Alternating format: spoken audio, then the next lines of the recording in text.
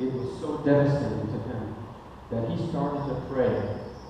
And he said he often cried himself to sleep at night. And he prayed to God, please make me normal. I do not want to be homosexual. I do not want to have those feelings. And when that didn't happen over time, he thought it might be better for him and his family if he were just simply gone. And he had a plan in place to kill himself. The only thing that saved him was the grace of God and the fact that he had one girlfriend that he could confide in. And that was the daughter of the lady Paul. When he had shared his story with us, my wife and I had been dissolved to tears just listening to him. We hugged him and we said to him, Tim, we love you so much. And that's never, ever going to change. We love you the way you are, the way God has created you. And I remember I always said, even during my Baptist days in my youth, when I was taught that homosexuality was a sin, I always said this: if it would be proven that this is not a choice, our theology is in trouble.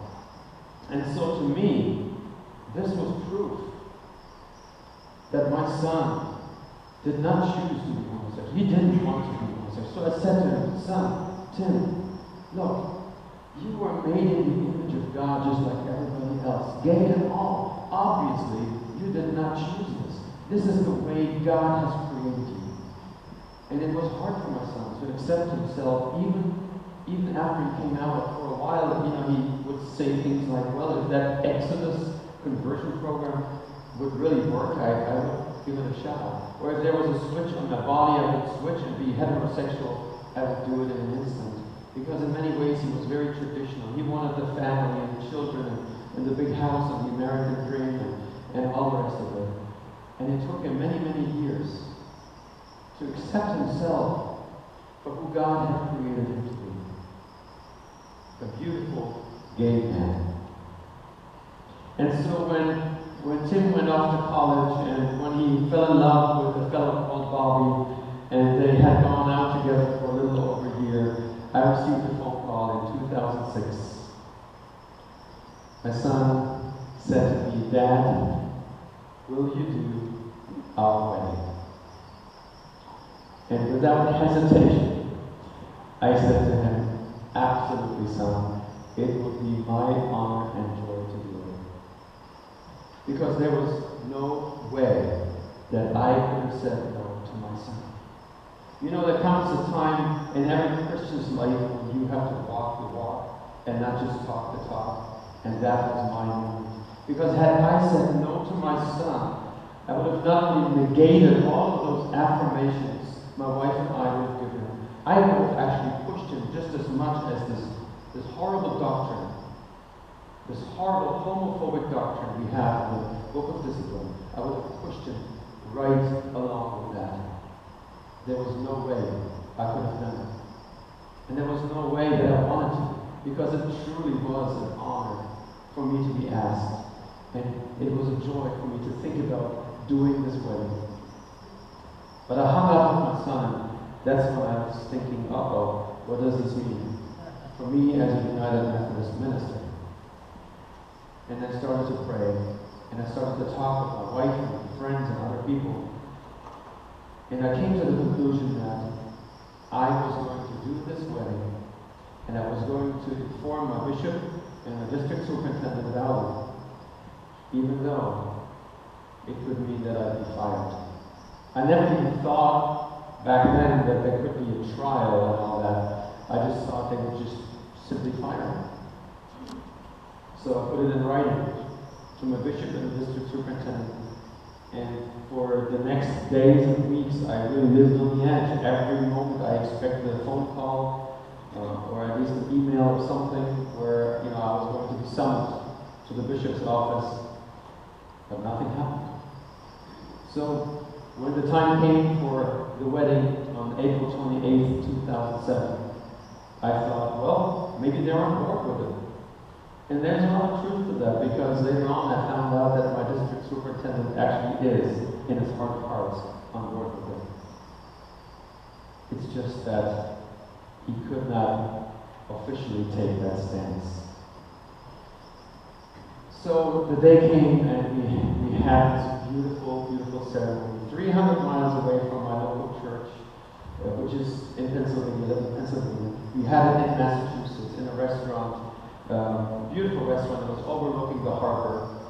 About 120, 125 people were gathered, mostly family and friends. And we had a beautiful, beautiful celebration of these two young men that were bound in front of God and the company and their family and friends to stay together, to live together as a married couple. I have to tell you, I had never done a gay wedding before. This was 2007. I hadn't even seen or witnessed a gay wedding, so I wasn't quite sure how to do this. I thought, I probably couldn't pronounce them husband and husband. That just doesn't sound right.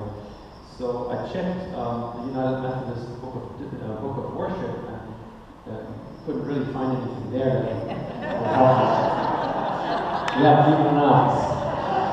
Couldn't find anything there. So I Googled it and I found some really nice litanies and I used that, and it just was a joy. And I was so proud of my son that day, and it was just a delight. It was a very beautiful ceremony. You cannot believe the applause that these two men got, these two gay men got, after I declared them married. It was a standing ovation that would not end. There was a lot of support, and it was just a beautiful thing. Now, during my time at the Zion Church, the Zion Iona Church in Lebanon, I, first of all, did not feel comfortable to make an announcement about the wedding, because this church is in a very conservative area, politically, socially, theologically, very conservative. I shared it before. I guess you have something similar in this area, but we always say about Pennsylvania, there's Philadelphia on the one side, there's Pittsburgh on the other, and Alabama in between. That's very true for my congregation.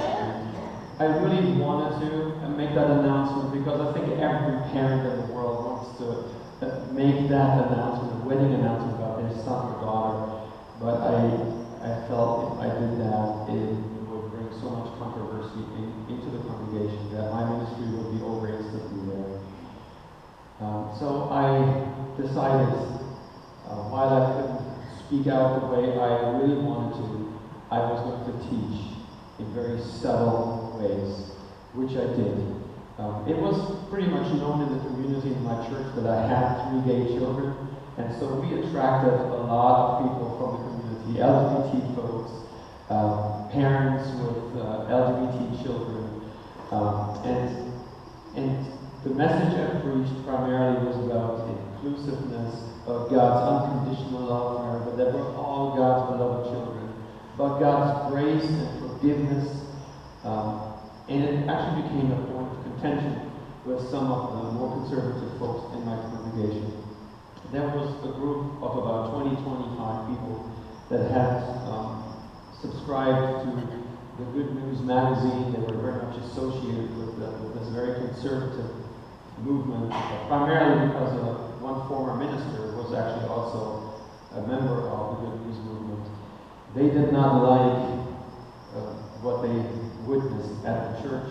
They did not like my messages. And one of the criticisms that I got most frequently was that all I'm doing is preaching God's grace. All he's doing is preaching God's grace. I actually, this is my favorite criticism. I like that criticism actually.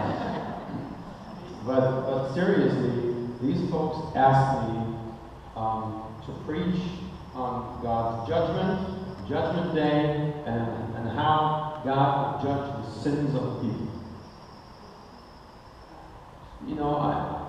I'm a person who, and it's probably true of a lot of pastors, who has a need to be liked.